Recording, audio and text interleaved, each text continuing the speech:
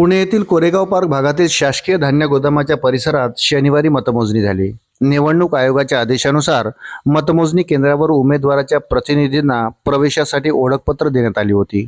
त्यांना मोबाईल आणि electronic gadget नेण्यास बंदी होती. मात्र तब्बल 21 जणांनी बुटांमध्ये आणि मोज्यांमध्ये मोबाईल लपवून आत नेल्याचा प्रकार उघडकीस आला. या कार्यकर्त्यांना पोलिसांनी बाहेरचा रस्ता दाखवला. वृत्त सविस्तर जाणून घेण्याकरता चॅनलला सबस्क्राईब जरूर करा.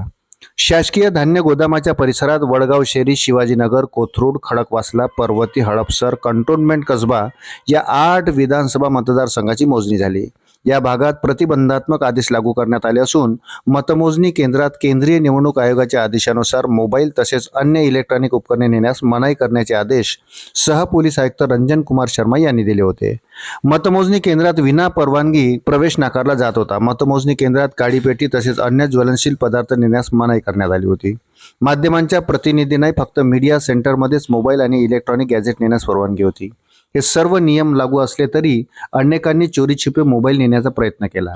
त्यांना रोखण्यासाठी ठिकठिकाणी मेटल डिटेक्टरने तपासणी करण्यात येत होती. तसेच हाताने कर्मचारी तपासणी करीत होते. मात्र तरीही राजकीय पक्षाचे 20 कार्यकर्ते आणि एक पत्रकार शूजमधून मोबाईल नेताना आढळून आला. मोबाईल लपवून मतमोजणी केंद्रात नेत असल्याची बाब सह आयुक्ताच्या कानावर पडल्यावर त्यांनी तातडीने परिमंडळाच्या उपायुक्तांना तेथे धाडले. त्यांना सक्त सूचना देऊन मोबाईल नेणाऱ्यांना केंद्राबाहेरचा रस्ता दाखवण्यास सांगण्यात आले.